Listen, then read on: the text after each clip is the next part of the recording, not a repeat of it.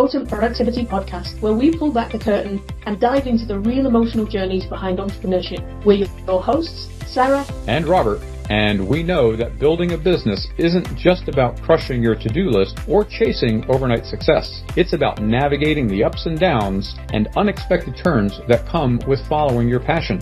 We're not here to sell you easy wins or rehearse the same tired success stories you've heard 1,000 times. We're here to talk about the moments when enthusiasm is buried beneath a mountain of tasks, when self-doubt creeps in, and when you're not sure where your road leads next. So each week, we'll share raw conversations, real lessons, and practical strategies to help you reconnect with your creativity, build resilience, and rediscover what excited you about your business in the first place.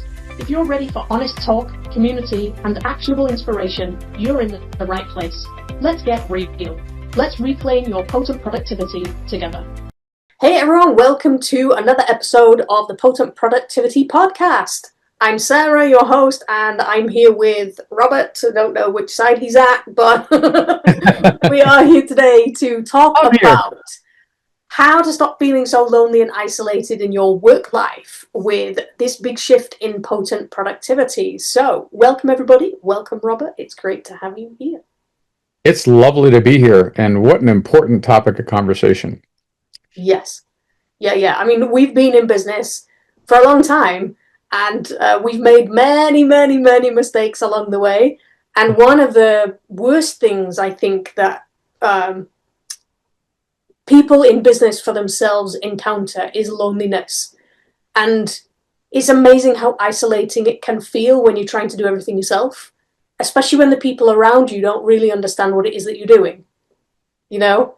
So it's interesting. I mean, loneliness is more common than you think with solo business owners. And I think part of that is the reluctance to talk about it with people because we feel like we ought to be able to do it ourselves. Yes. I don't know where that feeling comes from, but, we have this feeling that we should be able to do everything ourselves when most of it is a full-time job for somebody else, and they take all those little hats that we wear. We think we ought to be able to do it all, but they are full-time jobs for other people.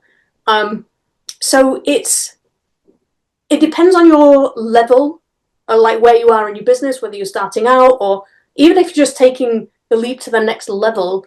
There's always that point where you kind of outgrow the people around you that are trying to support you, and there's an element of them not knowing how to help you. I don't know if you've experienced that. Yeah, and that's very critical, the way that you said that, because, me as a business owner, it can be very alienating because there are people in our lives that we love and who love us so dearly, but they just don't understand what we're doing. It can be very alienating, and that's why, it's like we hear this horrible quote, it's lonely at the top, but it's only lonely if we build our businesses that way. And that's the difference, because if I have this mindset that it's all up to me and I have to do everything by myself, then it's going to be completely natural for me to push everyone out of my life, even the people that I love the most. Yeah. And they're like, well, how come you're not coming out to dinner with us? How come you're not going to the movies? How come you're not going on vacation with us? I've turned down so many, life opportunities with family, friends, and acquaintances and everything. Oh, I got to work because it's all up to me. Yeah. But that's my failure, in my belief system, thinking that if it is to be, it is all up to me, that Yes. whole thing, and it's like, well, great. Yeah, I might be the decision maker, but that doesn't mean I have to do everything. No. But in my mindset, if I have to do everything, no, I don't have time for you. And people are like, well, Robert just doesn't love us anymore. Robert's in love with his business more than he is with us. Yeah. Robert cares more about his business than he cares about us, which wasn't true. No. Because a lot of times my initiative for doing this was so that I could be there more and do more and have more to be there for them. Yeah. But it didn't work out that way.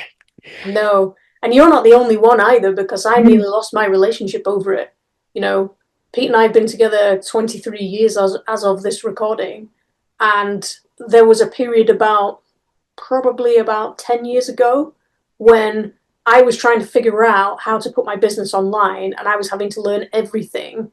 And I was talking to him about the frustrations that I was having. And he couldn't help me because he didn't understand what it was that I was trying to do. So he's got his own landscaping business. My sister's got her own dance company. My dad ran the family business for a long time with car sales, and my granddad ran his dad's accountancy firm. So I felt like they could help me because they've been in business, but they didn't understand how to put a webinar together. They didn't understand the frustrations I was having, like, why won't this video work? Why won't it upload? All the little technical things that I thought they would know, they didn't. But I didn't recognize that I was asking them for the wrong kind of support. So Pete and I ended up having to agree not to talk about my business. And I felt like he was the only person I could talk to about it. And when he said that, I was completely lost because, well, who do I talk to now? Yeah. Actually, as harsh as it might have sounded, it was the best piece of advice I could have ever been given, because then I was like, oh, hang on a minute. If I can't talk to him, then who am I going to talk to? And I had been boring my friends and all of my family for years about this stuff because I was trying to figure it out. And, they say, saying it out loud helps you figure it out yourself. And I'm sure, they were all just fed up of hearing it. But they were too polite to say anything. Yeah, and it's interesting because I recognize that, like, for example, when I was starting my chocolate shop in 2011 in Washington D.C., it was like I was asking my friends, well, what do you think about this and what do you think about that? And none of these people had ever run a business. No. And I'm like, well, they're my friends, they must know the answer. They're my family, they must know the answer. My sister's a doctor. My brother's a well, my brother's what my brother is amazing. But so he knows all the answers. It's like blah blah blah blah. And no, they had ideas. Everybody's got ideas. Mm-hmm. But if I'm basing what I did is I based my decisions about my business on other people's opinions who didn't have experience in my business. I made very bad business decisions. Mm. And it's not their fault. Not their fault at all. They gave me exactly what I wanted to hear. Yeah. I think the thing that I learned about that kind of advice when you're looking for advice is you just keep asking until you hear what it is that you want to hear. Exactly. Right? So if nobody around you is giving you what you want to hear, you'll just keep asking. Yes, exactly. And if it doesn't help you solve the problem that you are having, you'll just keep asking and just keep talking about it until you figure it out yourself. So what I realized was that if I know the kind of support that I need, and I'm really honest with myself about the kind of support that I'm looking for, then I can start to match the support I need with the person who is most likely to give me that kind of support. So if it's a technical question, then it might be the best place to go is the support desk of the software that I'm using, or somebody who has got technical experience of doing this kind of thing. If it's emotional support that I need, then I might just go and, brain dump to my friends about how, oh, woe is me and all the rest of it, and have a cup of tea, and 5 minutes later I'll be fine, because I just need that emotional support. It just depends what it is that you're looking for. I don't know if you've experienced the same kind of thing. Oh, absolutely. And it's like, for example, it's like asking a gardener friend of mine about how to run a chocolate business. It's like, oh, wait, that doesn't work. And the problem is that when I bring my problems to my friends and family, And if that's when you're in business, we have lots of problems. There's lots of emotions. And so if every conversation I have, hey, Bob, how's it going with you? You know, it's like, oh, well, this is going on and that's going on. And that's every conversation. Guess what? They stop asking. Yes. And they stop. They're like, oh, you know what? Maybe I won't call Robert today, you know, and maybe I won't answer Robert's call today because, you know, and it's horrible because, you know, it's not that I'm not a likable person, Ah, of course not. you know, or anything else like that. You know, it's just like there are people in my life who every time that they call me, I just know what that conversation's going to be like. Yeah. It's going to be complaining and this, and it's like, ew, I don't want to answer that call, but I love you and I want to help you and support you. But, you know, then I have to think in my mind, okay, I got to set clear boundaries to say, oh, you know, I've got another call in 3 minutes. So you know, and it feels horrible to do that, you know, but I know that people did that with me because I was doing the same thing. Mm-hmm. You know, and it's not fair. That's not what friends and family are for. No. They're not my what do you call those things?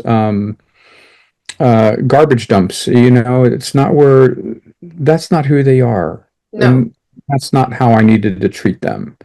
No. And the thing Even though it was I'm sorry, even though it was good intention, yes. you know, the people that love me are going to help me the most, but yeah, but not if they're not qualified. No, and I completely misunderstood how hard it was for those people not to be able to help me. Yeah. It's Yeah. so draining on them Yes. to not be able to help, especially for men, because men are fixers. They like see a problem, fix it. You know, if they can't do something to help you, then well, don't tell me about it, you know. And it is really hard on them when you're asking them for help in an area that they don't know anything about. And I didn't realize just how draining that was on Pete and therefore our relationship. And once I stopped bringing those problems to him, everything started to improve. Yeah. It's just like, you know, there's nothing worse than running up to somebody, you know, and be like, solve this problem for me, solve this problem for me, solve. Well, don't you want to say hi? Don't you want to know about what's going on in my life? Don't you want, you know, well, yeah, but help me first. You know, oh, great, I'll get back to you later. And then, you know, everything becomes, all the relationships become one-sided. Yeah. I mean, we're talking this very extreme here, of course, but, you know, and there are balances and things like that. But the harsh reality of it was when I realized, you know, how my behavior was impacting my relationships and how sad that made me feel. Oh, but even more so, like you said, how sad it made them feel. Mm-hmm. Because they were like, it's really sad that Robert can't participate, you know, in what we have going on. Mm-hmm. Because he's so focused on what he's doing. Yeah. And to be very clear, this does not make us business owners bad people. No. Not in any way whatsoever. It does not mitigate our passion for what we love and what we're trying to create. Mm-hmm. No, it requires that level of energy, but it also requires clear awareness of where we get our guidance, direction, training, experience, support, everything. Mm-hmm. You know? Yeah. And when we spread it out, that's when we really start to build very interesting relationships. That's how my relationship with you developed. Absolutely. You know, through a common group we were involved in. You know, mm-hmm. Copy and Content AI. Yeah. And you know, Sarah's one of the coaches there, and I reached out to Sarah. We had a conversation, and she helped me. And then, you know, that was a year and a half ago, maybe, or something like that. And all of a sudden, you know, over time, you know, we learned that we had a lot in common and that we had a purpose in common. Mm-hmm. And that we wanted to help solopreneurs, you know. So what we're doing right now would have never happened if Sarah hadn't made herself available as a coach in this other program, and I hadn't realized that I needed some guidance from someone with specific experience, right? And instead of just always going to the same person, you know, for all the answers. Yeah, and I think in terms of how we ended up here, like I realized at the beginning of last year that I had basically spent most of my life, as it turns out, pushing people away. And I Mm, realized that connecting with people was the one thing that I needed to do better. mm, So at the beginning of every year or the end of every year, I like to come up with one word that I'm going to follow for the following year. And connect was my word for this year. mm, And so I have purposely been pushing myself outside of my comfort zone to connect with people that I think I could have either an interesting conversation with, or I think understand where I might be at. And the more we spoke, the more I realized that you get what it's like, just mm. like I do. And we had these kind of conversations all the time. Yeah, we So I did. was like, okay, maybe this is interesting for other people. Let's do something with that. Yeah, So yeah, that's kind of how great. it came about. But I was on a coaching development. I was employed as a coach development person for a national fitness governing body, I think is the word, Mm, a few years ago. And I learned really where the gaps were in my support network from that training. And they were trying to show coaches different areas, and they had like a mind map. So they had like you in the middle, and then they had like satellite little bubbles. And so uh-huh. you had different areas of your life in these satellite bubbles, and then you had people like as satellites around those little bubbles. So it's like, okay, so this is work. Who do I have in my support network for work? Okay, so, and then I further broke it down into, well, if there's a lot of things encompassing work, what kind of support would I be looking for? So I made it a technical or a support mind map. And it was like, okay, well, if I need technical support, who can I reach out to? If I need just emotional support, who do I need for that? That Wow. actually understands what it's like to be in business by myself in this digital online kind of world, you know? And then if I need creativity, who do I go to? You know, who can Wow. I bounce ideas off? Who's going to give me really great feedback? Yeah. You know, Oh, and wow. all that kind of stuff. And I started mapping out these people, and then I was like, oh, now I know exactly who I need to go to when I need this kind of support. Oh, And that's it was fantastic. really helpful. Okay, I need to do that for myself. Maybe we can create. I never thought of it that way, you know. Okay. It's like I just kind of kept it in my head as opposed to just kind of like writing it down or mind mapping it that way. And maybe it's something that we can do for the viewers as Yeah, well. I sure. don't know, but it's Ah, like what a great tool that would be, you know, because yeah, I need to, yeah, I don't have it broken down that way. I mean, okay. it's in my head, but you know, it's not the same thing. No, well, you It's know not me, my maps are head. my thing. Yes, maps are your thing. And Sarah's really great at things like that. So Thank you. one of the things I wanted to say about this too, but it reminded me that, you know, on Facebook, there's a group for everything. Oh, yeah. And so, you know, what I've done is I've joined certain groups that have certain experience or certain focus on certain areas that are similar to the business that I'm in Hmm. or the things that I'm trying to do. You know, like go high level. My God, there Hmm. are thousands of groups about go high level and different things, you know, and that's a tool that, you know, you and I mostly use as of this point, you know, and et cetera, et cetera. So being in that group and asking that question, it's more likely that I'll get a better answer from them than if I were in a flower gardening group, Hmm. you know, posting that question about go high level. They'd kick me out, Yes. most Yeah, yeah. likely, you know. So you know, we want to be able to learning how to ask the right question to the right people where we can get the right support so that we can maintain the relationships that are really important to us. I think is a high key to this. Yeah, and we'd be really interested to know if you've had the same experience when you're watching Yeah, this or you're listening to this. Just yeah, add a comment below. And, you know, if you want the mind map, if a copy of the mind map that I have, then just let us know in the comments and I'll send it to you. yeah. You know, so Great.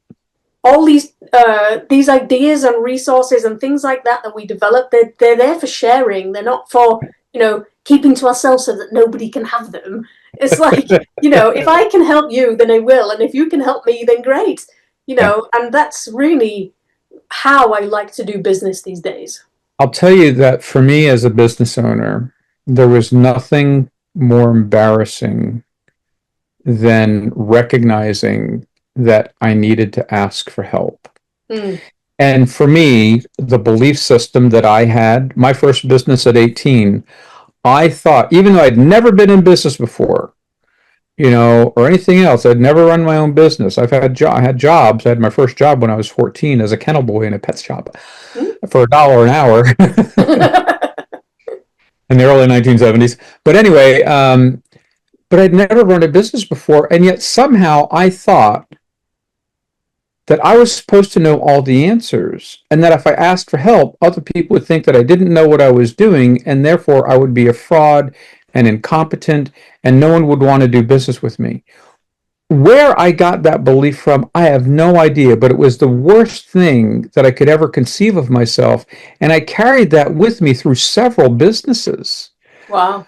About, there's grandiosity and pride and arrogance that's involved in that, but there's also this desperation to prove that I know what I'm doing and I don't need any help.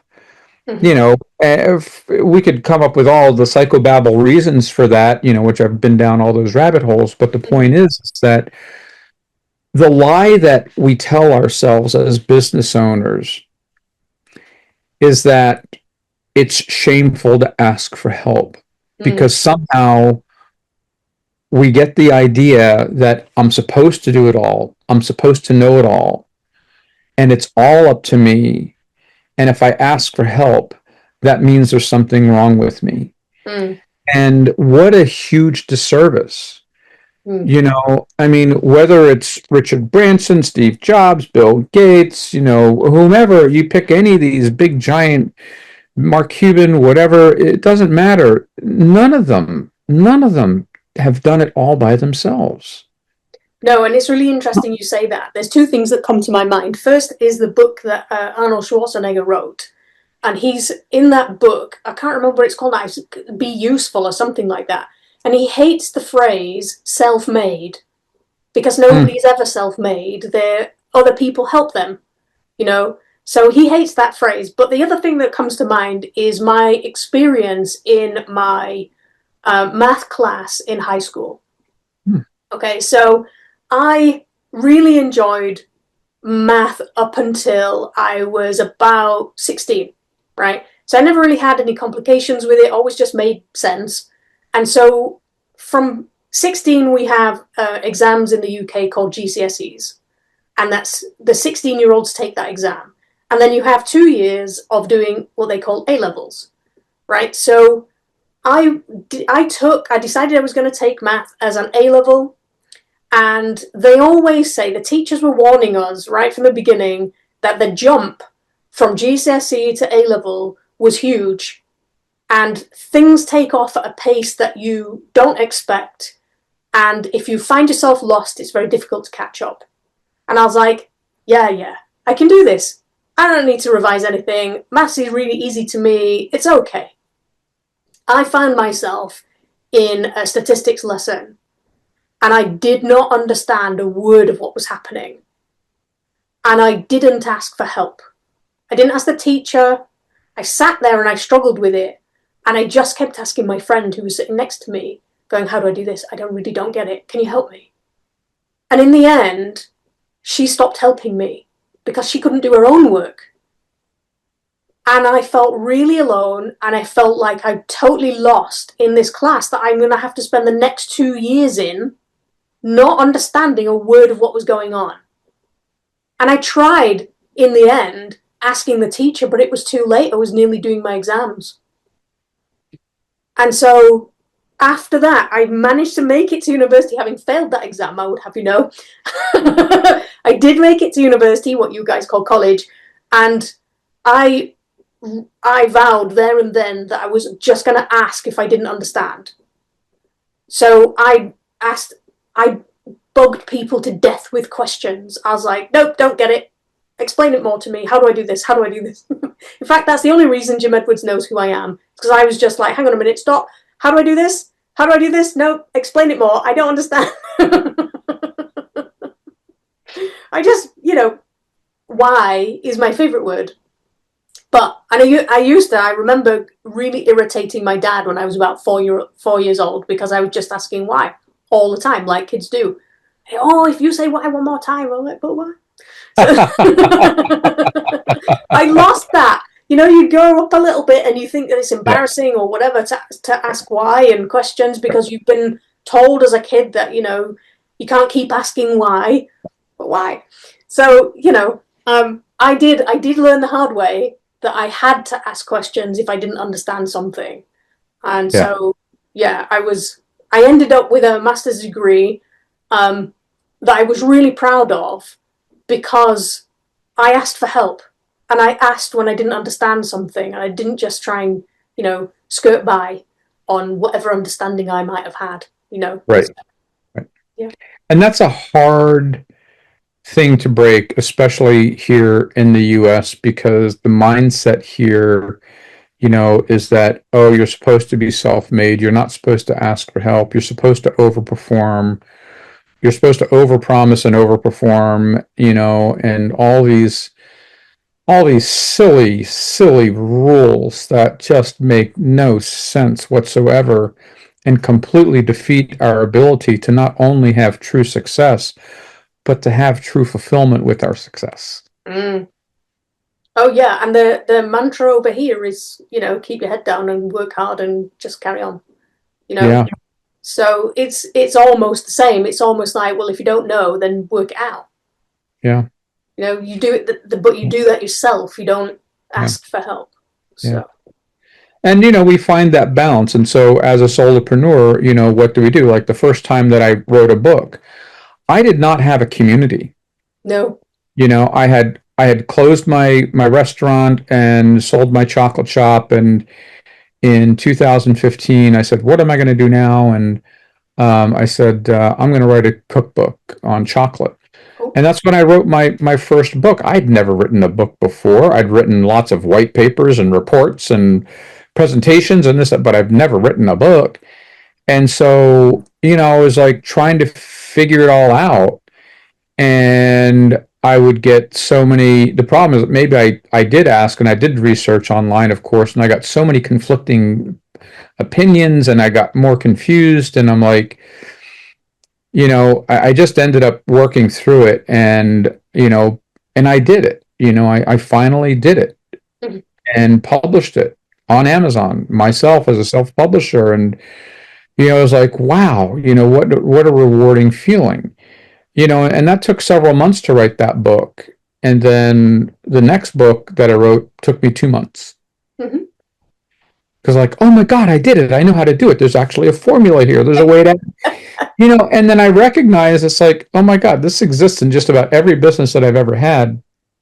There are patterns here that can support me.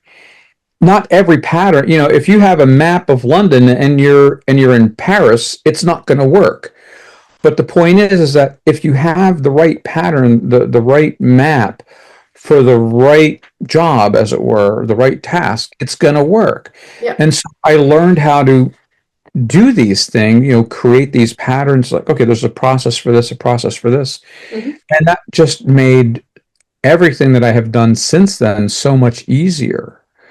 Yeah. And then if I didn't have the answer, I learned, figured out who I needed to ask, instead of just the person sitting next to me.